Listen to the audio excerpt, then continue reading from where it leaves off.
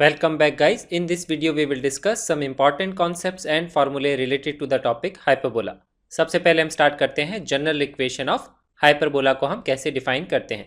It is defined as the locus of a point P whose distance from a fixed point, जिसको हम बोलते हैं focus, is equal to E multiplied by the distance from a fix line, जिसको बोलते हैं हम directrix.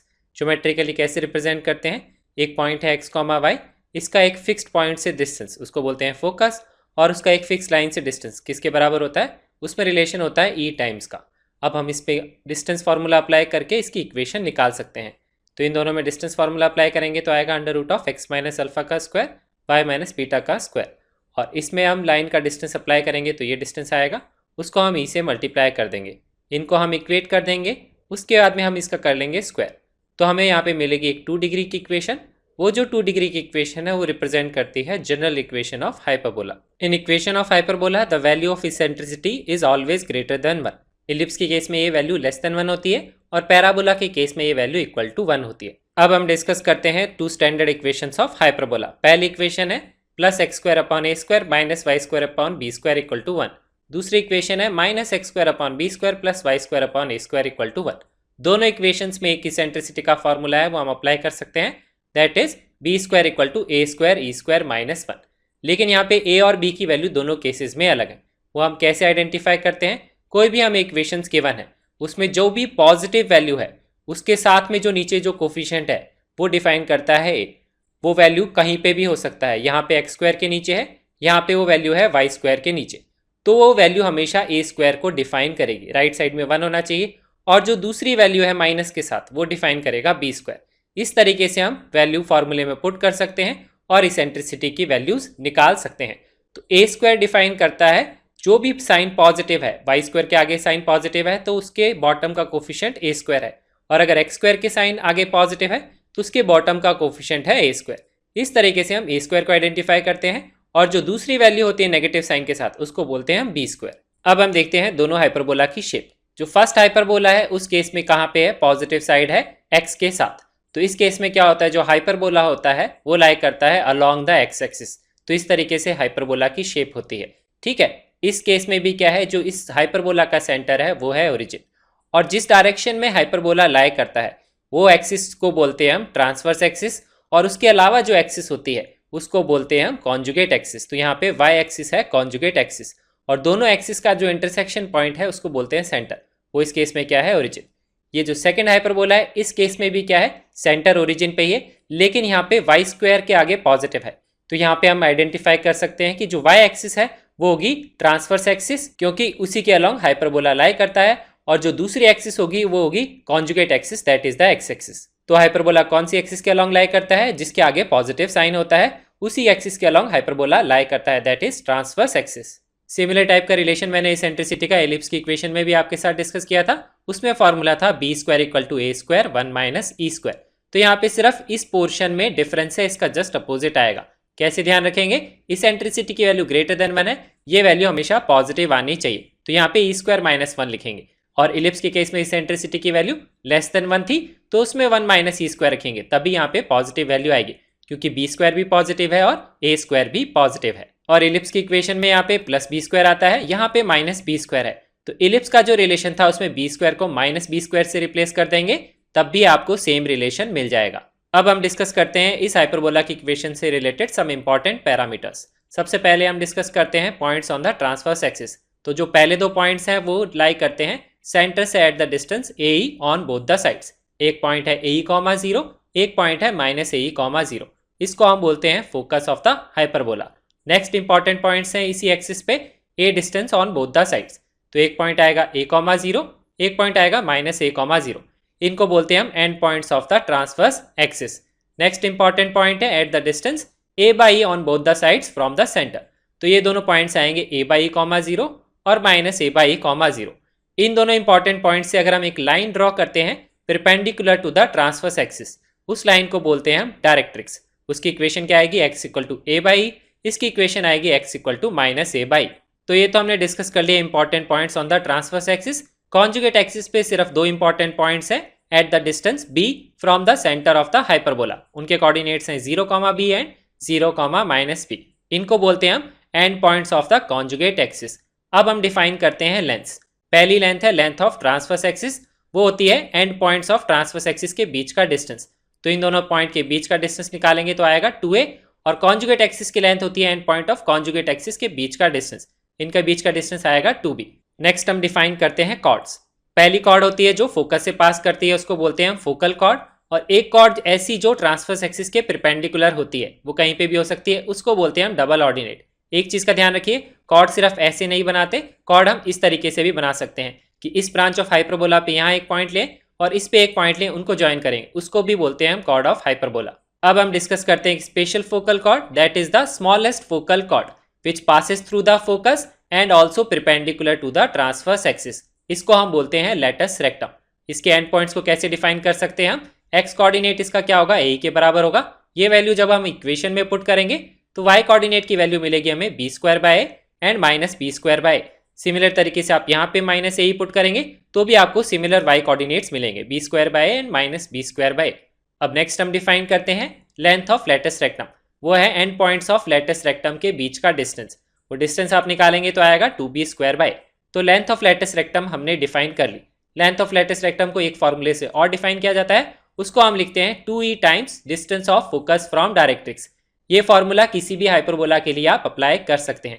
यहाँ पे अगर हम डिस्टेंस लिखेंगे फोकस और डायरेक्ट्रिक्स के बीच का, तो फोकस यहाँ से ए डिस्टेंस पे है, ये है ए बाई, तो इनके बीच का डिस्टेंस होगा ए माइनस ए बाई, तो ये हमारा डिस्टेंस है। और अगर आप इसको 2e से मल्टीप्लाई करेंगे तो भी आपको सेम ही फॉर्मूला मिलेगा।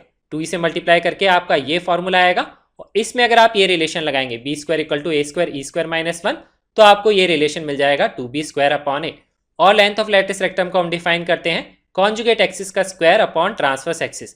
कॉन्जुगेट एक्सिस की लेंथ कितनी है 2b, तो यहाँ पे पुट करेंगे तो आएगा 4b स्क्वायर। यहाँ पे अगर हम पुट करेंगे 2a, तो इसको भी अगर आप सिंप्लीफाई करेंगे तो आपको सेम ही फॉर्मूला मिलेगा 2b स्क्वायर अपॉन ए। अब हम नेक्स्ट डिफाइन करते हैं फोकल रेडियस। अगर हम कोई भी पॉइंट हाइपरबोला पे कंसिडर करते हैं, सपोज P, और उसको अगर हम ज्वाइन करते हैं फोकस से, तो ये जो डिस्टेंसेज हैं PS और PS डैश, इसको हम बोलते हैं फोकल रेडियस। फोकल रेडियस निकालने के लिए हम important property of hyperbola use करेंगे। वो प्रॉपर्टी क्या है कि किसी भी पॉइंट का फोकस से डिस्टेंस वो किसके बराबर होता है, E times the distance of the point from the directrix. तो ये ध्यान रखिए, अगर इस फोकस से डिस्टेंस ले रहे हैं तो हम इसके पास वाली जो डायरेक्ट्रिक्स है उसी से डिस्टेंस यहाँ पे लेंगे, और इसमें प्रॉपर्टी लगाएंगे PS equal to E times PM। तो ये प्रॉपर्टी इसी के लिए लगेगी जब PS डिफाइन करेंगे। तो यहाँ पे हम PM कैसे डिफाइन करेंगे, हमें ये पता है इसका x कोऑर्डिनेट क्या है x1, तो यहाँ पे हॉरिजॉन्टल डायरेक्शन में डिस्टेंस है x1, और PM ये वाला डिस्टेंस कितना है a बाई, तो ये जो रिमेनिंग डिस्टेंस है कितना रह जाएगा x1 माइनस a बाई, और उसको अगर हम E से मल्टीप्लाई कर देंगे तो हमें PS की वैल्यू मिल जाएगी EX1 माइनस a। अब हम PS डैश अगर हमें डिफाइन करना है तो उसके लिए हम डायरेक्ट्रिक्स कौन सी लेंगे, ये वाली डायरेक्ट्रिक्स, क्योंकि हम कॉरस्पॉन्डिंग डायरेक्ट्रिक्स लेते हैं। तो PS डैश के लिए हम डिस्टेंस लेंगे इस वाली डायरेक्ट्रिक्स से, तो उसके लिए लिखेंगे PS dash equal to E times PM dash. और PM डैश कैसे डिफाइन करेंगे, हमें पता है ये हॉरिजॉन्टल डिस्टेंस कितना है x1, क्योंकि इसका x1 कोऑर्डिनेट है, और ये डिस्टेंस कितना है a बाई, तो ये डिस्टेंस आएगा x1 प्लस a बाई, और उसको अगर आप E से मल्टीप्लाई करेंगे तो ये डिस्टेंस आएगा EX1 प्लस a। अब अगर हम इन दोनों इक्वेशंस को सबट्रैक्ट करते हैं PS डैश माइनस PS, तो हमें इक्वेशन मिलेगी 2a। इस इक्वेशन का मतलब है कि अगर हम कोई भी पॉइंट P कंसिडर करते हैं on this branch of the hyperbola, तो हमेशा ये कंडीशन सेटिस्फाई करेगा। लेकिन पॉइंट जो है वो इस ब्रांच ऑफ हाइपरबोला पे भी हो सकता है। उस केस में क्या कंडीशन आएगी, अगर हम पॉइंट कंसिडर करते हैं Q x2 y2, और सिमिलर टाइप की इक्वेशंस हम यहाँ पे बनाएंगे कि QS डैश होगा E times the distance of Q from this directrix, और QS होगा E times the distance of Q from this directrix. तो वो इक्वेशंस कुछ इस तरीके से आएंगे, और यहाँ पे अगर हम नोटिस करेंगे तो आएगा QS minus QS dash equal to 2a। इस इक्वेशन का मतलब है कि अगर कोई भी पॉइंट इस ब्रांच ऑफ हाइपरबोला पे है तो वो ये कंडीशन सेटिस्फाई करेगा। लेकिन अगर आप दोनों इक्वेशंस को देखेंगे तो इस केस में जो डिस्टेंस है S डैश से ज्यादा है, S से उसका डिफरेंस 2 है, और यहाँ पे S से डिस्टेंस ज्यादा है, उसका डिफरेंस 2 है। तो अगर हम एक जनरल इक्वेशन लिखना चाहें point P on the hyperbola, तो उसकी इक्वेशन हम ऐसे लिखते हैं PS माइनस PS डैश का मॉड इक्वल टू 2a। इसका मतलब यह है कि आप कोई भी पॉइंट P कंसिडर कर लीजिए, either on this branch of the hyperbola और on this branch of the hyperbola, वो हमेशा ये कंडीशन सेटिस्फाई करेगा। इस ब्रांच ऑफ द हाइपरबोला में क्या होगा, PS डैश PS से बड़ा है, तो इसको हम नेगेटिव साइन के साथ ओपन करेंगे, PS डैश पहले आएगा, माइनस PS बाद में आएगा। और इस ब्रांच ऑफ हाइपरबोला के लिए क्या है, S से डिस्टेंस ज्यादा है S डैश से, तो इसको हम पॉजिटिव साइन के साथ ही ओपन करेंगे। तो ये चीज ध्यान रखिए, जब अगर यहाँ पे मॉड नहीं लगा हुआ होता, सिर्फ ये लिखा होता PS minus PS dash equal to 2a, उस केस में ये जो इक्वेशन है ये रिप्रेजेंट करती है only one branch of hyperbola. ये दोनों हाइपरबोला की ब्रांचेस को रिप्रेजेंट नहीं करती है। जब आप मॉड लगाते हैं तभी ये दोनों ब्रांच ऑफ हाइपरबोला को रिप्रेजेंट करती है। That is the complete equation of hyperbola. Next important term है इस इक्वेशन ऑफ हाइपरबोला में eccentric angle theta and auxiliary circle. Auxiliary circle को कैसे डिफाइन करते हैं? A circle described upon the transverse axis of the hyperbola is diameter is called the auxiliary circle। Diagram से ऐसे represent करेंगे, ये है ट्रांसवर्स एक्सिस, इसके एंड पॉइंट्स को अगर हम डायमेट्रिकल एंड पॉइंट्स लेके अगर सर्कल बनाएंगे, उस सर्कल को बोलते हैं ऑक्सिलरी सर्कल। तो इसका सेंटर कहाँ पे होगा? 0,0 और इसका रेडियस होगा a। तो ऑक्सिलरी सर्कल की इक्वेशन होगी x² + y² = a²। अब हम डिफाइन करते हैं इसेंट्रिक एंगल। तो इसी सर्कल में अगर सेंटर से दैट इज 0,0 से हम एक रेडियस ड्रॉ करेंगे एट एन एंगल थीटा और उस पॉइंट का कोऑर्डिनेट निकालेंगे। वो कोऑर्डिनेट क्या आएगा? a cos theta and a sin theta. यहाँ पे जो थीटा है इसी को बोलते हैं इसेंट्रिक एंगल। इससे हम डिफाइन कर सकते हैं parametric form of the hyperbola. उसके लिए हम क्या करते हैं, इसी पॉइंट पे ड्रॉ करते हैं एक टेंजेंट टू द सर्कल और कहीं ना कहीं जाके वो ट्रांसवर्स एक्सिस को कट करती है। तो उस पॉइंट का अगर आप कोऑर्डिनेट निकालेंगे तो आएगा a sec थीटा, 0। वो आप इस ट्राइंगल में लगा लीजिए ट्रिग्नोमेट्रिक। अब ये पॉइंट से हम डिफाइन करेंगे, इससे परपेंडिकुलर ड्रॉ करेंगे ऑन द हाइपरबोला और इस पॉइंट का अगर हम कोऑर्डिनेट निकालेंगे तो x कोऑर्डिनेट तो है a sec थीटा, आप इक्वेशन में पुट करेंगे तो आपका y कोऑर्डिनेट मिलेगा आपको b tan थीटा। इसी को बोलते हैं parametric form of the hyperbola. उसका मतलब क्या है, अगर हमको कोई भी पॉइंट x, y कंसिडर करना है ऑन दिस हाइपरबोला तो हम लेंगे पैरामेट्रिक फॉर्म में a sec theta and b tan theta. तो हमने इस हाइपरबोला से रिलेटेड सारी इंपॉर्टेंट टर्म्स को डिफाइन कर दिया। जब x² के आगे क्या है? पॉजिटिव साइन, उसके बिलो कोफिशिएंट जो है दैट इज a²। नेक्स्ट जो हाइपरबोला है सिमिलर टाइप का हाइपरबोला है, उसमें y² के आगे पॉजिटिव है तो कुछ इस तरीके की शेप होगी। यहाँ पे भी सिमिलर कॉन्सेप्ट है, ट्रांसवर्स एक्सिस पे ही इंपॉर्टेंट पॉइंट्स हैं at distance a/e, at distance a and distance a। Similar type का ही कॉन्सेप्ट है, ये है latus rectum perpendicular to the transverse axis, इसको बोलेंगे फोकस। और यहाँ पे दो इंपॉर्टेंट पॉइंट्स आएंगे -b,0 एंड b,0 और लेंथ के जितने भी फॉर्मूले सारे सेम रहेंगे। तो सेम ही कॉन्सेप्ट अप्लाई करके आप इस हाइपरबोला के लिए भी इन पॉइंट्स को ज्योमेट्रिकली मार्क कर सकते हैं। यहाँ पे सिर्फ इस हाइपरबोला की इक्वेशन में जो डिफरेंस है वो है पैरामेट्रिक फॉर्म। इसमें हम लेते हैं b sec theta a tan theta, पहले वाले में क्या था?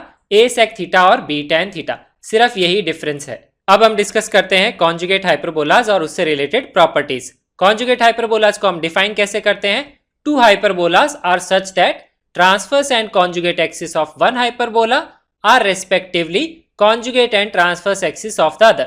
इसका मतलब क्या है?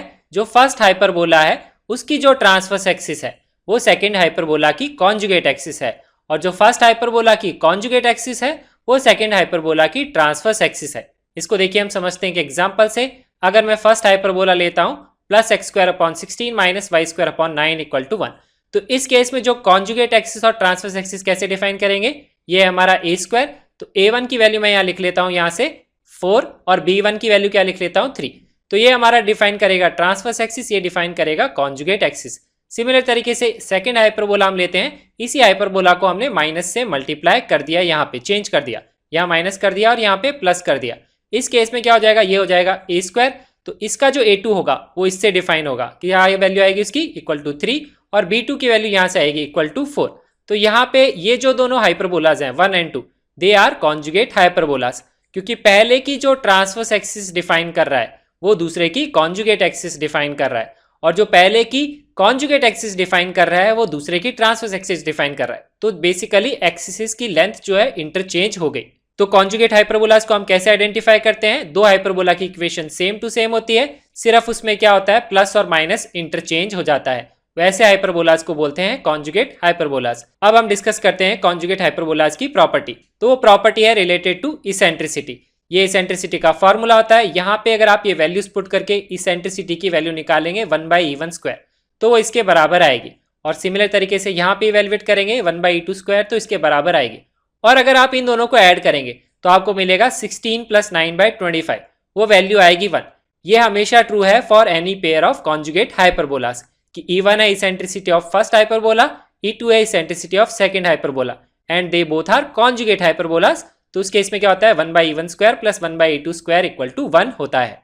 एक और इंपॉर्टेंट प्रॉपर्टी है, उसको हम ज्योमेट्रिकली समझते हैं कि अगर मैं हाइपरबोला 1 और हाइपरबोला 2 को इस तरीके से रिप्रेजेंट कर लूं, ये तो ग्रीन वाला है और ये ऑरेंज वाला है, तो यहाँ पे अगर मैं इनके फोकस के कोऑर्डिनेट्स बनाऊं तो ऑरेंज के लिए क्या है a1 e1 और a-1 e1, और ग्रीन के लिए क्या आएगा a2 e2 आएगा और यहाँ पे -a2 e2 आएगा। और अगर मैं इन चारों फोकस के कोऑर्डिनेट्स को नेम कर देता हूँ a b c and d, और इन पॉइंट्स को अगर मैं ज्वाइन करके एक क्वाड्रिलेटरल बनाता हूँ तो वो जो क्वाड्रिलेटरल होता है वो होता है एक स्क्वायर। और सेंटर पे एंगल कितना होगा एक्स और वाई एक्सिस में, यहाँ पे 90 डिग्री एंगल होगा, क्योंकि ये स्क्वायर है तो मतलब लेंथ ऑफ डायगोनल्स इक्वल होंगी और ये चारों डायगोनल्स के क्या होंगे इक्वल पार्ट्स होंगे। तो यहाँ से हम क्या लिख सकते हैं a1 e1 की वैल्यू किसके बराबर होगी a2 e2 के बराबर होगी। तो ये एक अनदर इंपॉर्टेंट प्रॉपर्टी है। और अगर हमको इस क्वाड्रिलेटरल का एरिया डिफाइन करना होता तो हम कैसे डिफाइन करते, हम लिखते half multiplied by first diagonal multiplied by the second diagonal, तो BD multiplied by AC। BD की लेंथ कितनी है 2a1 e1 और AC की लेंथ कितनी है 2a2 e2, तो यहाँ से हमारा फॉर्मूला आएगा 2 times of a1 e1 a2 e2, और क्योंकि a1 e1 a2 e2 के बराबर है तो इसको हम लिख सकते हैं 2 टाइम्स a1 e1 का होल स्क्वायर, या हम लिख सकते हैं 2 टाइम्स a2 e2 का होल स्क्वायर। अगर सपोज ऐसे दो हाइपरबोलाज होता है जिसके केस में ये ट्रांसवर्स एक्सिस है ये कॉन्जुगेट एक्सिस है, और इस तरह का एक और हाइपरबोला होता कि जिसके लिए क्या होता है ये y एक्सिस ट्रांसवर्स है, x है कॉन्जुगेट एक्सिस, लेकिन वो कॉन्जुगेट हाइपरबोलाज नहीं होते। और उस केस में अगर आप फोकस को ज्वाइन करके इस तरह से एक क्वाड्रिलेटरल बनाते तो वो क्वाड्रिलेटरल हमेशा एक क्या होता है रोम्बस होता है, क्योंकि ये उनकी डायगोनल्स को डिफाइन करेगा और डायगोनल्स के बीच का एंगल क्या होगा 90 डिग्री के बराबर होगा। तो उस केस में भी आप ये फॉर्मूला अप्लाई कर सकते हैं, लेकिन जो कंडीशन अप्लाई नहीं कर सकते वो ये कंडीशन अप्लाई नहीं कर सकते, तो उस केस में भी क्वेश्चन पूछा जा सकता है। अब क्योंकि यहाँ पे एंगल 90 डिग्रीज है सब जगह पे, तो हम ये बोल सकते हैं कि ये जो चारों पॉइंट्स हैं ये लाई करते हैं on a circle, that is A B C and D are concyclic. ये भी इसकी डायमीटर है और ये भी उसकी डायमीटर है, क्योंकि यहाँ पे एंगल 90 डिग्री है। तो ये हमने कॉन्जुगेट हाइपरबोला से रिलेटेड प्रॉपर्टीज डिस्कस कर ली। नेक्स्ट अब हम डिस्कस करते हैं the conditions related to a point and a hyperbola, that is what is the condition that needs to be applied such that a hyperbola is there a point is there. अगर point inside the hyperbola है, point on the hyperbola है, या point outside the hyperbola है। तो conditions क्या होती हैं, अगर पॉइंट इनसाइड द हाइपरबोला है तो कंडीशन अप्लाई करते हैं, पॉइंट सेटिस्फाई करते हैं इक्वेशन में ग्रेटर देन 0, और अगर पॉइंट ऑन द हाइपरबोला है तो सेटिस्फाई करेंगे लिखेंगे इक्वल टू 0, और अगर पॉइंट आउटसाइड द हाइपरबोला है तो सेटिस्फाई करके लिखते हैं लेस देन 0। पैराबोला, सर्कल और इलिप्स के केस में जब इनसाइड होता है तो यहाँ लेस देन 0 आता है और यहाँ ग्रेटर देन 0 आता है। हाइपरबोला के केस में ये जस्ट अपोजिट है, ये आपको ध्यान रखना है। अब नेक्स्ट हम डिस्कस करते हैं इक्वेशन ऑफ टेंजेंट। तो सबसे पहले हम डिस्कस करते हैं what is the condition that needs to be applied such that a line y equal to mx plus c is tangent to the hyperbola. तो दो हाइपरबोलाज हैं, पहले हाइपरबोलाज के लिए हम कंडीशन लगाते हैं c square equal to a square m square minus b square. Ellipse के केस में यहाँ पे प्लस b स्क्वायर आता है, सिर्फ इतना ही डिफरेंस है। और जो दूसरा हाइपरबोला है उस केस में यहाँ पे इस तरीके से इक्वेशन होगी, तब हम कंडीशन लगाएंगे c square equal to minus b square m square plus a square. पहले से हम ये कंडीशन कैसे निकालते हैं, a स्क्वायर को माइनस b स्क्वायर से इंटरचेंज कर दीजिए तो आपको ये कंडीशन मिल जाएगी दूसरे वाले हाइपरबोला के लिए। और अगर आप इनकी इक्वेशन में नोटिस करेंगे तो भी कुछ ऐसा ही हुआ है, यहाँ पे प्लस a स्क्वायर है, यहाँ माइनस b स्क्वायर है, सिर्फ हमने उसको इंटरचेंज किया है। ये कंडीशन आती कहाँ से है, हम क्या करते हैं y equal to mx plus c को सॉल्व करते हैं हाइपरबोला की इक्वेशन के साथ और बनाते हैं क्वाड्रेटिक इन x। तो उससे हमें पता लगेगा दो x की वैल्यूज आनी चाहिए, लेकिन यहाँ पे अगर ये टेंजेंट है तो एक ही x की वैल्यू आएगी। इसका मतलब क्या है, x की दो वैल्यूज आएंगी और वो रिपीट करेंगे, that is equal roots of this quadratic equation. तो हम कंडीशन लगाएंगे डिस्क्रिमिनेंट क्या होना चाहिए इक्वल टू 0। तो वहां से सॉल्व करके ये कंडीशन आती है c square equal to a square m square minus b square. इस कंडीशन से रिलेटेड जो काफी कॉमन क्वेश्चन है वो इस तरीके से बनता है कि हमें गिवन होता है this is tangent to some hyperbola, हमें या तो स्लोप फाइंड करना होता है या ये कांस्टेंट टर्म फाइंड करनी होती है। तो हम कंडीशन कैसे अप्लाई करते हैं, पहले हम हाइपरबोला के लिए आइडेंटिफाई कर लेते हैं a और b की वैल्यू, और यहाँ से हम लिख लेते हैं m और c की वैल्यू, और यहाँ पे फिर हम इस इक्वेशन में पुट कर देंगे c square equal to a square m square minus b square. तो उससे हम k की वैल्यू निकाल लेंगे। तो यहाँ से k की दो वैल्यूज आएंगी plus minus under root 140। k की दो वैल्यूज का मतलब है for a given slope there are two tangents to the hyperbola. इसका मतलब क्या है, एक स्लोप के लिए हाइपरबोला पे दो टेंजेंट हो सकती है and both those tangents are parallel to each other. Next है, अगर हमें गिवन होता है y equal to mx plus c is cut to the hyperbola, तो हम कंडीशन लगाते हैं c square is greater than a square m square minus b square. और अगर हमें गिवन होता नाइदर टेंजेंट नॉर कॉर्ड तो हम लगाते हैं just opposite condition, c square is less than a square m square minus B square. ये conditions कहाँ से आती हैं? कॉर्ड के लिए जो हमने क्वाड्रेटिक बनाई थी पीछे एक्स में, उसमें डिस्क्रिमिनेट करेंगे ग्रेटर देन 0 क्योंकि 2 रियल वैल्यूज ऑफ एक्स आनी चाहिए, वहां से ये कंडीशन आती है। और इसके लिए हम लगाते हैं डी लेस देन 0 क्योंकि कोई भी रियल वैल्यूज ऑफ एक्स नहीं आनी चाहिए। एक चीज का ध्यान रखिए, पैराबोला और इलिप्स में जब हमने इस तरह की कंडीशन लगाई थी तो कॉर्ड के लिए यहाँ पे लेस का साइन था और यहाँ पे हाइपरबोला के लिए क्या है? कॉर्ड के लिए है ग्रेटर का साइन, जस्ट अपोजिट, जैसा हमने पॉइंट में भी पहले अभी डिस्कस किया। तो ये चीज आप ध्यान रखिएगा। नेक्स्ट है equation of tangent in different forms. तो ये तो हमने ऑलरेडी डिस्कस कर लिया। सी की वैल्यू क्या होती है? Plus minus under root of a square m square minus B square, और प्लस ए स्क्वायर को माइनस बी स्क्वायर से इंटरचेंज करेंगे तो हमें ये इक्वेशन मिल जाएगी फॉर द अदर हाइपरबोला। इसकी हम इक्वेशन एक तरीके से और निकाल सकते हैं जैसा मैंने पैराबोला और इलिप्स में भी डिस्कस किया। इसमें m को 1/m से रिप्लेस करिए, x को y से इंटरचेंज करिए, तो ये इक्वेशन बनेगी। उसको सिंप्लीफाई करेंगे तो भी आपकी यही इक्वेशन बन जाएगी फॉर दिस हाइपरबोला। तो इस तरीके से एक हाइपरबोला की टेंजेंट की इक्वेशन से आप दूसरे हाइपरबोला की टेंजेंट की इक्वेशन भी निकाल सकते हैं। नेक्स्ट है इसी में इक्वेशन ऑफ टेंजेंट में पॉइंट फॉर्म। पॉइंट हमें गिवन है हाइपरबोला पे x1 y1 और लिखनी है इक्वेशन ऑफ टेंजेंट। तो हम क्या करेंगे? एक्स स्क्वायर को रिप्लेस करेंगे xx1 से, वाई स्क्वायर को रिप्लेस करेंगे y1 से, similar to the circle parabola and ellipse. तो यहाँ पे इक्वेशन आएगी xx1 upon A square minus y1 upon B square equal to 1। यहाँ पे इक्वेशन आएगी minus xx1 upon B square plus y1 upon A square equal to 1। Point form of the tangent को हम तभी यूज करते हैं जब या तो हाइपरबोला पे हमें पॉइंट गिवन है और हमें निकालनी इक्वेशन ऑफ टेंजेंट, या फिर हम इसको तब यूज करते हैं जब हमें इक्वेशन ऑफ टेंजेंट गिवन है और हमें निकालना है point of contact on the hyperbola. जिस तरह का क्वेश्चन ऐसे बन सकता है कि हमें एक लाइन गिवन है दैट टचेस द इलिप्स, यहाँ पे इलिप्स नहीं आएगा, यहाँ हाइपरबोला आएगा, इस हाइपरबोला को टच करता है, हमें निकालना है find the point of contact.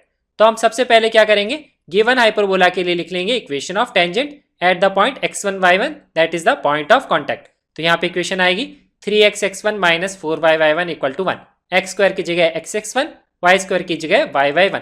फिर हम गिवन इक्वेशन से कंपेयर कर लेंगे लाइन की, वो भी क्या है? टेंजेंट है। इनको कंपेयर करके आप x1 y1 की वैल्यू निकालेंगे तो आपको मिल जाएंगे पॉइंट ऑफ कांटेक्ट। इस तरीके से point form of the tangent को यूज किया जाता है। नेक्स्ट है equation of tangent in parametric form. Coordinates हमने ऑलरेडी डिस्कस किए, a sec theta b tan theta, यहाँ पे b sec theta a tan theta.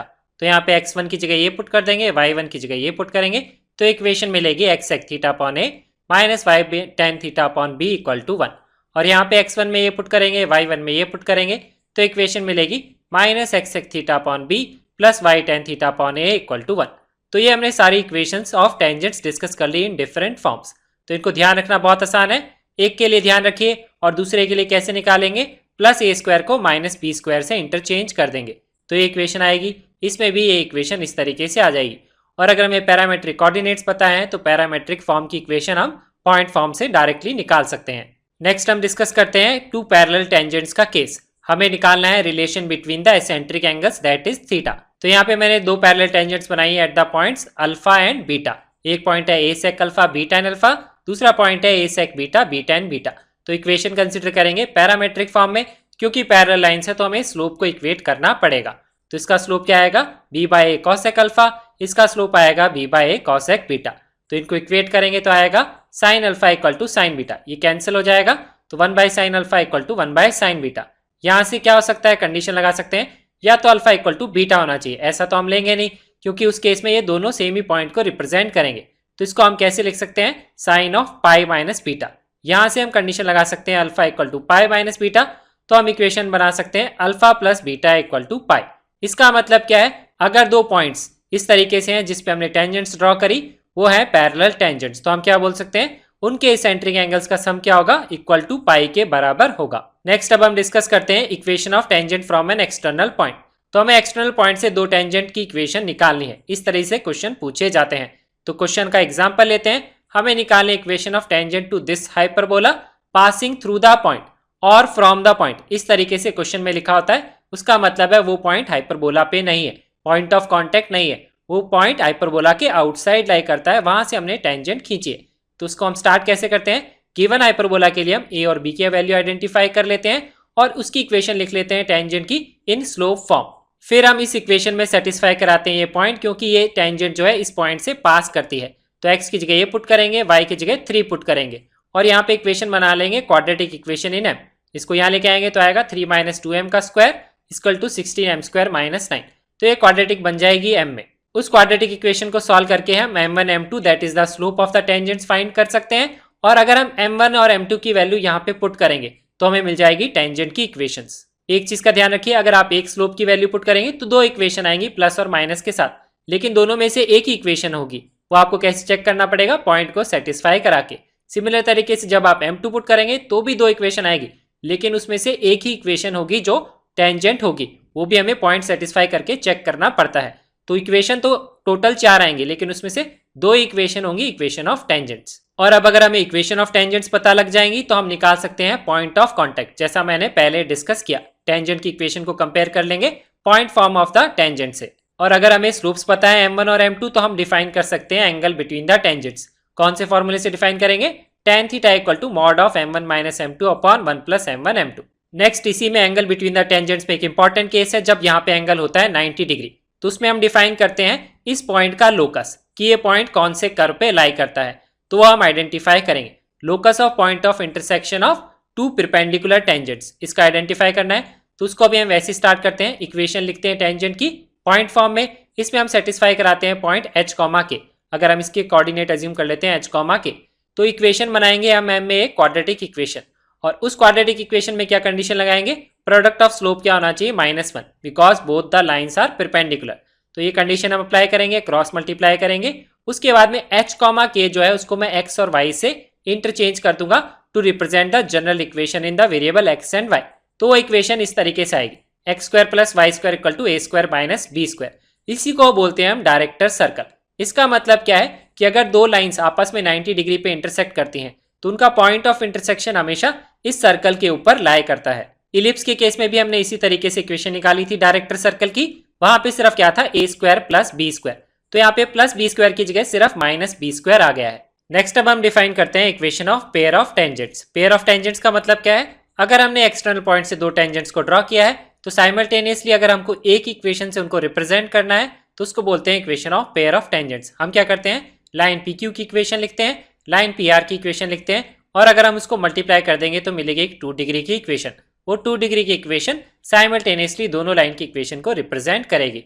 उसको हाइपरबोला के लिए कैसे लिखते हैं फॉर्मूले से, अगर हाइपरबोला ये है, एक्सटर्नल पॉइंट ये है, तो इक्वेशन होती है SS1 equal to T square. S represent करता है equation of hyperbola, S1 represent करता है पॉइंट सेटिस्फाई कराएंगे in the equation of hyperbola, और T रिप्रेजेंट करता है, कंसिडर करिए कि पॉइंट x1 y1 है, पॉइंट ऑफ कॉन्टैक्ट, और लिखिए equation of tangent to the hyperbola at this point x1 comma y1।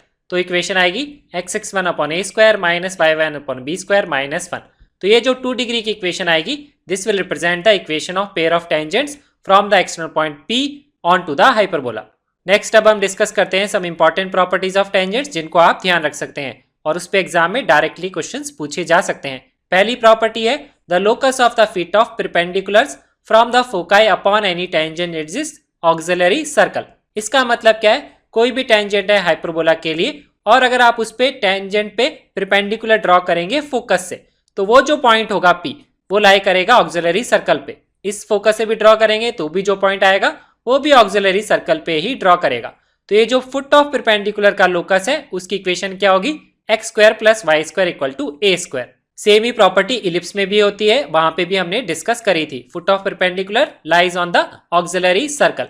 इसी डायग्राम में एक और इंपॉर्टेंट प्रॉपर्टी होती है कि अगर हम ये फुट ऑफ परपेंडिकुलर्स इनकी लेंथ निकाल लें, एस पी और एस डैश पी डैश, इनका प्रोडक्ट क्या होता है, multiplication equal to b square के बराबर होता है, that is semi conjugate axis का होल स्क्वायर। ये भी सिमिलर टाइप की प्रॉपर्टी हमने पढ़ी थी इलिप्स में। और एक और इंपॉर्टेंट प्रॉपर्टी होती है इससे रिलेटेड, वो होती है the length of tangent between the point of contact and the point where it meets the directrix.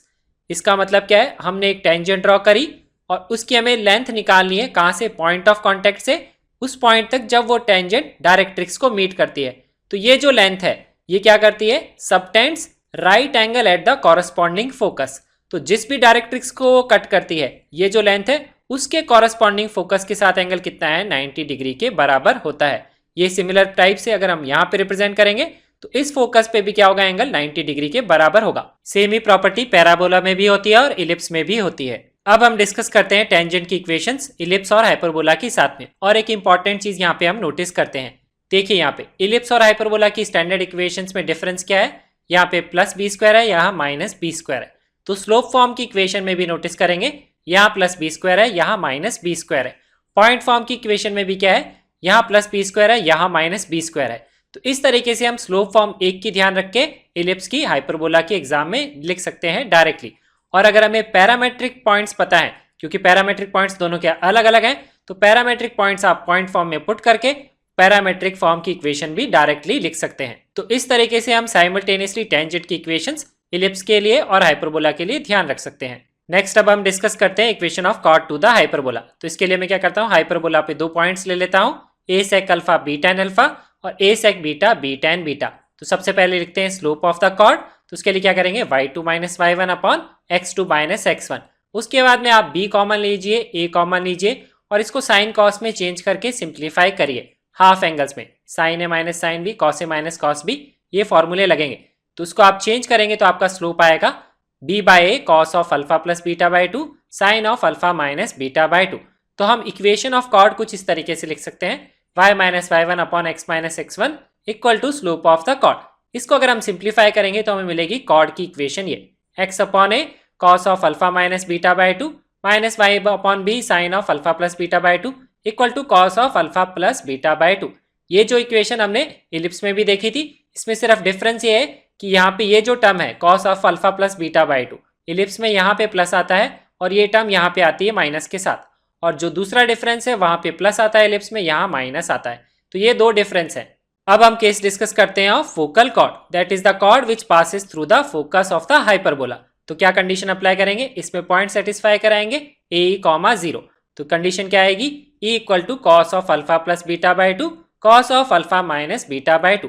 लेकिन कॉर्ड दूसरी तरफ भी हो सकती है, माइनस ए कॉमा 0 से पास करने वाली। उसके लिए मैंने ले लिया पॉइंट्स गामा और डेल्टा। तो उसके लिए जब हम कंडीशन लगाएंगे माइनस ए कॉमा 0 इसमें सेटिस्फाई करेंगे, ये गामा है और ये डेल्टा है, तो ई की वैल्यू आएगी minus of cos of gamma plus delta by 2 upon cos of gamma minus delta by 2। Same result को हम एक तरीके से और रिप्रेजेंट कर सकते हैं यूजिंग कॉम्पोनेंडो एंड डिविडेंडो। तो यहाँ पे हम अप्लाई करेंगे इसको ई अपॉन 1 लिख के, तो ये इक्वेशन बनेगी tan alpha by 2 into tan beta by 2 equal to 1 minus c upon 1 plus c. यहाँ पे भी कॉम्पोनेंडो डिविडेंडो अप्लाई करेंगे तो सिमिलर टाइप से यहाँ इक्वेशन मिलेगी। तो अब हम यहाँ पे नोटिस कर सकते हैं कि अगर मैं इन दोनों इक्वेशंस को करूँ मल्टीप्लाई, तो right hand side cancel out हो जाएगा और हमें मिलेगा tan alpha by 2 tan beta by 2 tan gamma by 2 tan delta by 2 equal to 1। इसका मतलब क्या है, अगर 2 फोकल कॉर्ड्स हमें पता है और उनके सेंट्रिक एंगल्स के बीच में हम ये रिलेशन लिख सकते हैं कि tan of alpha by 2 tan of beta by 2 tan of gamma by 2 tan of delta by 2 equal to 1। Focal chord की एक और इंपॉर्टेंट प्रॉपर्टी होती है, वो प्रॉपर्टी क्या है कि अगर हम ये डिस्टेंसेस डिफाइन करते हैं एसपी और एसक्यू, वो क्या हो गए फोकल रेडियाई किसी भी एक फोकस से, तो उनके बीच में एक रिलेशन होता है कि 1 by S P plus 1 by S Q equal to 2 by semi latus rectum.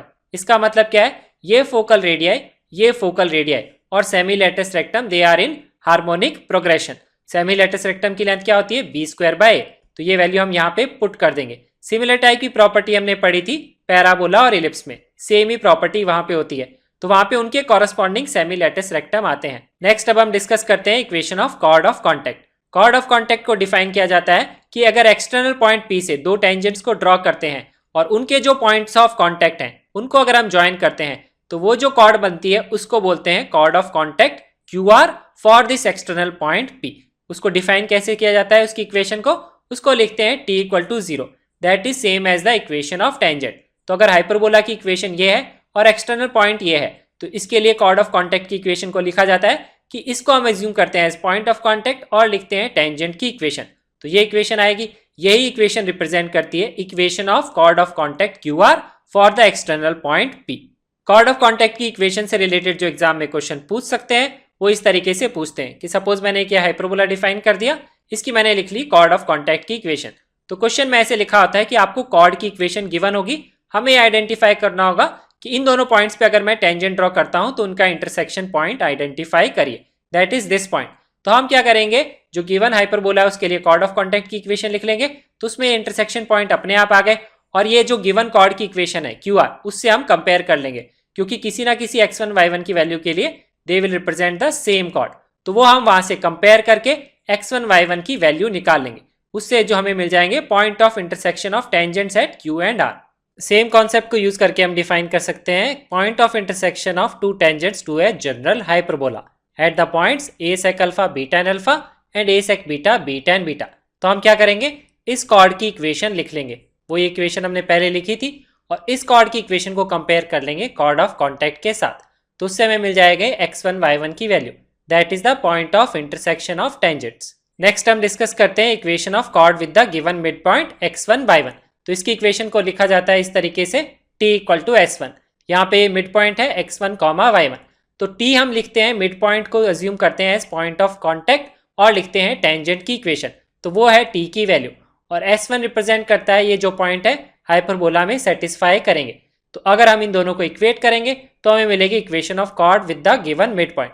तो इस तरीके से आएगी इक्वेशन। अब नेक्स्ट हम डिस्कस करते हैं equation of normal to the hyperbola x square upon a square minus Y square upon B square equal to 1। सबसे पहले हम डिस्कस करते हैं कि अगर हम एक पॉइंट गिवन है तो इक्वेशन ऑफ नॉर्मल हम कैसे लिखेंगे। तो उसके लिए हम क्या करेंगे, इसको कर सकते हैं differentiate with respect to x, तो उससे बनेगी इस तरह की इक्वेशन, और इससे हम निकालेंगे minus D X by D Y, तो वो डिफाइन करेगा स्लोप ऑफ द नॉर्मल। अब हमें पॉइंट पता है ऑन द हाइपरबोला और हमें स्लोप ऑफ द नॉर्मल भी पता है, तो हम इक्वेशन ऑफ नॉर्मल डिफाइन कर सकते हैं 5 minus y1 upon x minus x1 equal to slope of the normal at the point x1 comma y1। तो इस तरीके से इक्वेशन बनेगी, और अगर हम इसको सिंप्लीफाई करेंगे तो इक्वेशन चेंज हो जाएगी इसमें a square x upon x1 plus B square Y upon y1 equal to a square plus B square. a square plus B square की वैल्यू हम a स्क्वायर ई स्क्वायर भी put कर सकते हैं, क्योंकि हमें रिलेशन पता है b स्क्वायर क्या होता है a square multiplied by E square minus 1, उससे हमने ये रिलेशन ऐसे भी लिख सकते हैं। नॉर्मल की इक्वेशन को ध्यान रखना भी काफी आसान होता है टेंजेंट की पॉइंट फॉर्म की इक्वेशन से। इसमें आपको क्या करना है, इसको रेसिप्रोकल करना है, a स्क्वायर ऊपर आएगा x1 नीचे आएगा, माइनस को प्लस करना है और इसको भी क्या करना है, रेसिप्रोकल करना है, तो आपको ये इक्वेशन मिलेगी। राइट में यहाँ 1 है, यहाँ पे a स्क्वायर ई स्क्वायर आएगा या a square plus B square, ये आपको ध्यान रखना पड़ेगा। अब सिमिलर तरीके से हम निकाल सकते हैं equation of normal in the parametric form. Point है a sec theta b tan theta, तो x1 की जगह आप ये पुट कर दीजिए, y1 की जगह b tan थीटा, तो आपको इस तरीके से इक्वेशन मिल जाएगी of normal in the parametric form. इस इक्वेशन को भी हम parametric form of the tangent से ध्यान रख सकते हैं। उसमें भी हमें क्या करना है, इसको रेसिप्रोकल करना है, ये आएगा माइनस का प्लस, इसको भी रेसिप्रोकल करना है, ये आएगा 1 की जगह आएगा a square plus B square. Parametric form of the normal को हम कैसे यूज करते हैं, जब हमें कंडीशन ऑफ नॉर्मल अप्लाई करनी होती है। उसका मतलब क्या है, एक लाइन गिवन है नॉर्मल टू द हाइपरबोला, या तो लाइन का स्लोप फाइंड करना होगा या एक कांस्टेंट टर्म फाइंड करनी होगी, तो हमें हाइपरबोला में अप्लाई करनी है कंडीशन ऑफ नॉर्मल। तो हम क्या करेंगे, हाइपरबोला के लिए नॉर्मल की इक्वेशन लिखेंगे in theta form, that is parametric form. उसके बाद में हम क्या करेंगे, गिवन इक्वेशन को कंपेयर करेंगे इक्वेशन ऑफ नॉर्मल से, और हम निकालेंगे सेक थीटा की वैल्यू और टेन थीटा की वैल्यू, इस तरह से इक्वेशन बना के सेक थीटा की वैल्यू आ जाएगी, टेन थीटा की वैल्यू आ जाएगी। उसके बाद में हम यहाँ कंडीशन लगाएंगे sec square theta minus tan square theta equal to 1। तो ये जो पूरी इक्वेशन आएगी के की टर्म्स में आएगी, उससे आप सॉल्व करके के की वैल्यू निकाल सकते हैं। तो इस तरीके से हम लगाते हैं कंडीशन ऑफ नॉर्मल। नेक्स्ट है equation of normal in the slope form. अगर हमें स्लोप पता है नॉर्मल का m, तो हम इस तरीके से इक्वेशन लिख सकते हैं। मैं जनरली ये ऊपर की इक्वेशंस को ध्यान रखता हूँ, point form and parametric form. Condition of normal लगाना है तो ये इक्वेशन यूज करता हूँ, और sec square theta minus tan square theta equal to 1। और अगर हमें पॉइंट ऑफ कॉन्टैक्ट निकालना है नॉर्मल का, इक्वेशन पता है तो इससे कंपेयर कर लेंगे, और पॉइंट पता है और इक्वेशन लिखनी है तो भी मैं इसको यूज करता हूँ। अब हम कंपेयर करते हैं equation of normal of ellipse and hyperbola. तो देखिए यहाँ पे क्या डिफरेंस है। यहाँ पे अगर हमें इलिप्स की ध्यान है तो हाइपरबोला की याद रखना बहुत आसान है, सिमिलर टू द टेंजेंट। यहाँ पे प्लस बी स्क्वायर है, यहाँ पे माइनस बी स्क्वायर है। स्लोप फॉर्म में भी देखिए इसी तरीके से है, यहाँ माइनस बी स्क्वायर है तो यहाँ प्लस बी स्क्वायर है, यहाँ प्लस बी स्क्वायर है तो यहाँ माइनस बी स्क्वायर है। यहाँ पे भी नोटिस करिए माइनस बी स्क्वायर, यहाँ पे भी प्लस बी स्क्वायर और प्लस बी स्क्वायर। लेकिन पैरामेट्रिक फॉर्म डिफरेंट क्यों है, क्योंकि यहाँ पे पैरामेट्रिक कोऑर्डिनेट्स डिफरेंट है। तो ये कोऑर्डिनेट तो आप पॉइंट फॉर्म में पुट करके पैरामेट्रिक फॉर्म में इक्वेशन डायरेक्टली लिख सकते हैं। तो इस तरीके से नॉर्मल की इक्वेशंस भी हम इलिप्स और हाइपरबोला की साइमल्टेनियसली ध्यान रख सकते हैं, similar to the equation of tangents. अब नेक्स्ट हम डिफाइन करते हैं असिम्पटोट्स टू द हाइपरबोला। तो असिम्पटोट की डेफिनेशन क्या होती है, asymptote is a line such that the distance between the curve and the line approaches zero as they tend to infinity. इसका मतलब क्या है, देखिए हम डायग्राम से समझते हैं कि अगर ये हाइपरबोला है और ये जो ब्लू वाली लाइन है, ये हाइपरबोला और ये लाइन कभी आपस में टच नहीं करते हैं। ये हमेशा तभी टच करेंगे जब वो इन्फिनिटी को अप्रोच करेंगे। तो इन्फिनिटी पे जाके कभी ना कभी ये लाइन और ये हाइपरबोला मीट करते हैं। तभी उनके बीच का डिस्टेंस 0 होता है। तो ये जो ब्लू वाली लाइन से ये रिप्रेजेंट करती है असिम्पटोट टू दिस हाइपरबोला। और अगर मैं हाइपरबोला की इक्वेशन को कंसिडर करता हूँ X square upon A square minus Y square upon B square equal to 1, तो इसके असिम्पटोट की इक्वेशन में सिर्फ एक फर्क होता है कांस्टेंट का। और अगर मैं इस 1 कांस्टेंट को इक्वेट कर दूं 0 के, तो मुझे मिल जाएगी असिम्पटोट की इक्वेशन। वो क्या आएगी, x square upon A square minus Y square upon B square equal to 0। और उसको अगर मैं दो फैक्टर्स में बना लूं तो मुझे मिल जाएगी दो असिम्पटोट्स की इक्वेशन। एक आएगी X upon A plus Y upon B equal to 0, एक आएगी X upon A minus Y upon B equal to 0। अब असिम्पटोट्स की एक इंपॉर्टेंट प्रॉपर्टी होती है कि जो ट्रांसवर्स एक्सिस और कॉन्जुगेट एक्सिस होते हैं वो असिम्पटोट्स के बीच के एंगल को इक्वली डिवाइड करते हैं। तो हम ये बोल सकते हैं ये दोनों एंगल क्या है, इक्वल है, theta equal to theta. So transverse axis and conjugate axis are the angle bisectors of the asymptotes. तो असिम्पटोट्स के बीच के एंगल को मैं लिख सकता हूं यहाँ पे 2 थीटा। अब क्योंकि हमें असिम्पटोट्स की इक्वेशन पता है तो यहाँ से मैं tan theta that is the slope of the line कैसे डिफाइन कर सकते हैं, इक्वल टू b बाय। और अगर हमें यहाँ पे असिम्पटोट्स के बीच का एंगल पता है और हमें इसेंट्रिसिटी निकालनी है तो वो हम कैसे निकाल सकते हैं, इसेंट्रिसिटी को हम कैसे डिफाइन करेंगे, इसका कर देते हैं स्क्वायर। तो tan स्क्वायर थीटा आएगा b स्क्वायर अपॉन ए स्क्वायर, और b स्क्वायर अपॉन ए स्क्वायर की वैल्यू लिख लेंगे हम e स्क्वायर माइनस 1। तो यहाँ से e स्क्वायर की वैल्यू आएगी sec square theta that is tan square theta plus 1। तो e की वैल्यू आ जाएगी sec थीटा। इसका मतलब क्या है कि अगर मुझे असिम्पटोट्स के बीच का एंगल पता है दैट इज 60 डिग्री, तो मुझे थीटा की वैल्यू पता लग जाएगी 30 डिग्री, और sec 30 जो होगा वो डिफाइन करेगा इसेंट्रिसिटी ऑफ द हाइपरबोला। अब इसी एंगल से रिलेटेड एक इंपॉर्टेंट केस होता है जब एंगल होता है थीटा इक्वल टू 45 डिग्री। उस केस में क्या आएगा, इसेंट्रिसिटी की वैल्यू आ जाएगी √2 के बराबर। और अगर मैं यहाँ पे थीटा की वैल्यू 45 डिग्री पुट करता हूँ तो मुझे b की वैल्यू मिल जाएगी इक्वल टू a के बराबर। ऐसा हाइपरबोला को बोलते हैं रेक्टेंगुलर हाइपरबोला। रेक्टेंगुलर हाइपरबोला क्या होता है, जिसकी ट्रांसवर्स एक्सिस की लेंथ और कॉन्जुगेट एक्सिस की लेंथ इक्वल होती है। तो इससे रिलेटेड भी हम थोड़ी देर में डिस्कशन करेंगे। पहले हम डिस्कस करते हैं असिम्पटोट्स के different reason and number of tangent. पहला इंपॉर्टेंट पॉइंट है कि सेंटर ऑफ द हाइपरबोला से कभी भी हम हाइपरबोला पे टेंजेंट ड्रॉ नहीं कर सकते हैं। दूसरा इंपॉर्टेंट पॉइंट है कि अगर आप असिम्पटोट पे कोई भी पॉइंट लेते हैं तो उस पॉइंट से हम एक ही टेंजेंट ड्रॉ कर सकते हैं टू द हाइपरबोला, सेंटर नहीं ले सकते हैं ना पॉइंट। और तीसरा पॉइंट क्या है, अब उसके लिए मैं 4 डिफरेंट रीजन डिफाइन करता हूं। तो ये 4 डिफरेंट रीजन है 1, 2, 3 एंड 4, और ये हैं 2 branch of hyperbola, branch 1 and branch 2। तो अब मैं अगर पॉइंट कंसिडर करता हूं इन चारों रीजन में से एक रीजन में, except on the asymptote and except the center. तो पहले हम एक्सटर्नल पॉइंट लेते हैं इन रीजन 1। तो उस केस में हम 2 टेंजेंट ड्रॉ कर सकते हैं और दोनों की दोनों टेंजेंट ब्रांच 1 पे ही ड्रॉ कर सकते हैं, ब्रांच 2 पे टेंजेंट ड्रॉ नहीं कर सकते। और अगर हम रीजन 2 कंसिडर करते हैं तो 2 टेंजेंट हम ड्रॉ कर सकते हैं ब्रांच 2 पे, ब्रांच 1 पे नहीं कर सकते। और रीजन 3 या रीजन 4 में से अगर हम कहीं पे भी पॉइंट लेते हैं तो उस केस में जब यहाँ पे पॉइंट लेंगे तो एक टेंजेंट तो आएगी ब्रांच 1 पे और एक टेंजेंट आएगी ब्रांच 2 पे। अब हम नेक्स्ट डिस्कस करते हैं रेक्टेंगुलर हाइपरबोला और इक्विलेटरल हाइपरबोला। उसमें क्या होता है, length of transverse axis length of conjugate axis के इक्वल होती है और इसेंट्रिसिटी की वैल्यू होती है √2। रेक्टेंगुलर हाइपरबोला में फर्स्ट इक्वेशन जो हम कंसिडरेशन में ले सकते हैं वो है X square minus Y square equal to A square. मैंने क्या किया, ए स्क्वायर को बी स्क्वायर के इक्वल कर दिया। तो इसका भी डायग्राम कुछ इसी तरीके से बनेगा। यहाँ पे हम असिम्पटोट्स के बीच का एंगल डिफाइन कर सकते हैं 45 डिग्री के बराबर होगा, जैसा मैंने पहले डिस्कस किया। तो यहाँ पे असिम्पटोट्स की इक्वेशन डिफाइन कर सकते हैं that is y equal to plus X and y equal to minus X, क्योंकि एंगल 45 डिग्री है और एक एंगल होगा 135 डिग्री। एक और हाइपरबोला हम पढ़ते हैं जिसकी इक्वेशन होती है X Y equal to C square. ये हाइपरबोला और ये हाइपरबोला सेम ही होते हैं। अगर हम इस हाइपरबोला के कर्व को इस डायरेक्शन में रोटेट करेंगे 45 डिग्री से तो हमें इस हाइपरबोला की शेप मिल जाएगी। तो कुछ इस तरीके से शेप आएगी। तो ये रोटेट हो जाएगा 45 डिग्री से, तो ये ब्लू वाली लाइन ऐसे आ जाएगी और एक्स और वाई एक्सिस को हमने रोटेट कर दिया इस तरीके से। लेकिन अब इस तरीके से अगर हम इक्वेशन लिखते हैं तो हमारी हाइपरबोला की इक्वेशन यही है। लेकिन हम एक्स और वाई एक्सिस को कैसे पढ़ते हैं, वर्टिकल एक्सिस होती है और हॉरिजॉन्टल एक्सिस। तो हमारी एक्स और वाई एक्सिस ये होनी चाहिए।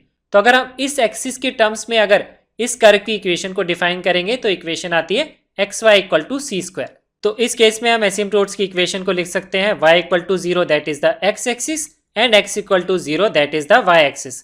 ट्रांसवर्स एक्सिस को हम कैसे लिख सकते हैं, इस लाइन की इक्वेशन क्या है, y equal to x। Conjugate axis की इक्वेशन क्या है, y equal to minus x। तो बेसिकली क्या है, जो इस हाइपरबोला के लिए जो एसिम्पटोट्स थी वो यहाँ पे इस हाइपरबोला के लिए एक्सिस को डिफाइन कर रहा है, और यहाँ पे इस हाइपरबोला के लिए जो एसिम्पटोट्स हैं वो इस हाइपरबोला के लिए एक्सिस को डिफाइन कर रहा है। इन दोनों हाइपरबोलास की इक्वेशन में जो कांस्टेंट है a और c उसको हम रिलेट कर सकते हैं। देखिए कैसे, तो अगर हम इस हाइपरबोला के लिए डिफाइन करेंगे तो हम ये and points of transverse axis define कर सकते हैं a,0 एंड -a,0 जैसा हमने स्टार्टिंग में डिस्कस किया। और इस पे हम इस पॉइंट्स को डिफाइन करते हैं क्योंकि ये y = x पे लाइन करते हैं, तो इस पॉइंट को हम डिफाइन कर सकते हैं c,c और यहाँ पे आएगा -c,-c। बेसिकली हमने x और y कोऑर्डिनेट को इक्वेट कर दिया equal to some constant c। अब क्योंकि हमने इसी हाइपरबोला को रोटेट किया एंटी क्लॉकवाइज डायरेक्शन में 45 डिग्री, तो लेंथ तो चेंज नहीं होनी चाहिए। यहाँ पे ये लेंथ कितनी है, a के बराबर है, और यहाँ पे ये लेंथ कितनी होगी, c√2 के बराबर। आप ओरिजिन से डिस्टेंस निकाल लीजिए। तो हम क्या बोल सकते हैं, ये जो c√2 है किसके बराबर होगा, a के बराबर होगा। तो ये रिलेशन हम यहाँ पे लिख सकते हैं। अब इस रिलेशन को यूज करके हम इसके फोकस के कोऑर्डिनेट्स भी निकाल सकते हैं। इसके फोकस के कोऑर्डिनेट क्या होंगे, a,0, e की वैल्यू क्या है √2, तो आएंगे a√2,0 और एक आएगा -a√2,0। अब हमें यहाँ पे पता है कि ये लेंथ कितनी होगी, a√2 के बराबर है, तो यहाँ पे भी ये लेंथ कितनी होगी, a√2 के बराबर होगी। a की वैल्यू कितनी है, c√2, तो a × √2 आएगा 2c के बराबर। तो ये लेंथ हमें पता लगी 2 × c। तो अब हम इसका कोऑर्डिनेट निकालना है तो क्या करेंगे, 2c cos 45 और 2c sin 45, उसकी अगर आप वैल्यूज निकालेंगे तो वैल्यू आएगी c√2, c√2। तो इस तरीके से हम इसके फोकस के कोऑर्डिनेट्स को डिफाइन करते हैं। सिमिलर तरीके से यहाँ पे एक पॉइंट आएगा -c√2, -c√2। नेक्स्ट जो हम डिफाइन कर सकते हैं, लेंथ ऑफ लेटस रेक्टम। यहाँ पे लेंथ ऑफ लेटस रेक्टम क्या होगी, 2b² a, लेकिन b और a की वैल्यू तो सेम है, तो यहाँ पे लेंथ ऑफ लेटस रेक्टम आएगी 2 टाइम्स a, और यहाँ पे a की वैल्यू कितनी है, c√2, लेंथ तो चेंज नहीं होगी, तो यहाँ पे a की जगह हम c√2 लिख देंगे, तो इसकी लेंथ ऑफ लेटस रेक्टम आएगी 2√2 टाइम्स c। तो इस तरीके से हम इस हाइपरबोला को यूज करके इस हाइपरबोला के लिए सारे पैरामीटर्स को डिफाइन कर सकते हैं। नेक्स्ट है xy = c² के लिए पहले हम डिस्कस करते हैं पैरामेट्रिक फॉर्म। वो होती है ct, c/t, t belongs to r -0, zero नहीं ले सकते क्योंकि डिनोमिनेटर में जीरो नहीं आ सकता। अब नेक्स्ट है equation of tangent. Equation of tangent होती है, यहाँ पे दो फॉर्म में लिखते हैं, एक तो पॉइंट x1 y1 पे लिखते हैं, तो ये इक्वेशन होती है x/x1 + y/y1 = 2, और एक हम लिखते हैं इस पॉइंट पे, तो x1 की जगह आप ct रख दीजिए, y1 की जगह c/t, तो आपको ये इक्वेशन मिल जाएगी। नेक्स्ट है equation of the chord. Equation of chord में पहला केस लेते हैं, दो पॉइंट्स को ज्वाइन करने वाली कॉर्ड। ए पॉइंट है ct1 c/t1, बी पॉइंट है ct2 c/t2। तो आप 2 पॉइंट फॉर्म में इक्वेशन इसकी लिखिए, सिंप्लीफाई करेंगे तो आपका आंसर यह आएगा। और एक और इक्वेशन होती है कॉर्ड की, जिसका हमें मिड पॉइंट पता है x1 y1, उसकी इक्वेशन सेम होती है to the equation of the tangent at the point x1 and y1। तो टेंजेंट की एक इक्वेशन याद रख के हम ये बाकी सारी इक्वेशंस निकाल सकते हैं आसानी से। इस इक्वेशन में x1 y1 को ये पुट करिए तो ये इक्वेशन आ जाएगी, और ये इक्वेशन तो इसके सेम ही होती है। और अगर आपको टेंजेंट की भी इक्वेशन याद नहीं रहती है एग्जाम में, तो आप क्या कर सकते हैं, इस इक्वेशन को डिफरेंशिएट कर सकते हैं विद रिस्पेक्ट टू x, और dy/dx से आप टेंजेंट का स्लोप निकाल सकते हैं at the point x1 y1, और उसके बाद में आप टेंजेंट की इक्वेशन निकाल सकते हैं क्योंकि पॉइंट भी पता है और हमें स्लोप भी पता है। नेक्स्ट है equation of normal. Equation of normal को ऐसे लिखा जाता है, at the point x1 y1 x(x1 - y(y1) = x1² - y1²। इसको समझना भी आसान है कि अगर हम इस टेंजेंट का स्लोप निकालेंगे तो आएगा -y1/x1, और इसका स्लोप निकालोगे आप इतने पोर्शन से तो आएगा x1/y1। तो ये जो पोर्शन है ये तो डिफाइन किया गया है इस वाले पोर्शन से। अब इसमें हमें ये पॉइंट सेटिस्फाई करवाना है x1 y1, क्योंकि इस इक्वेशन को सेटिस्फाई करेगा। तो ये जो कांस्टेंट की वैल्यू है कैसे आएगी, इसमें x1 रखिए तो आएगा x1², y1 रखिए तो आएगा y1², तो आएगा x1² - y1²। तो ये कांस्टेंट इस तरीके से आ जाता है। और अगर मैं इसको पैरामेट्रिक फॉर्म में लिखना चाहूं तो ct, c/t यहां रख लेता हूं, तो इस तरीके से मुझे एक इक्वेशन मिल जाएगी। तो इस तरीके से हम xy = c² के लिए टेंजेंट, कॉर्ड और नॉर्मल की इक्वेशंस लिख सकते हैं। Next and last important property is the reflection property of hyperbola. ये प्रॉपर्टी क्या है, an incoming light ray aimed towards one focus, ये इनकमिंग लाइट रे है, aimed towards this focus is reflected from the outer surface of the hyperbola. तो ये outer surface से reflect होती है और कहां से पास करती है, टूवर्ड्स द अदर फोकस, वो अदर फोकस से फिर वो पास करती है। तो ये एक इंपॉर्टेंट प्रॉपर्टी है, reflection property of hyperbola. So this concludes the discussion on the topic hyperbola. If you found this video useful, do like it and share it with your friends. And do not forget to subscribe to our channel. Thank you so much for watching and have a nice day.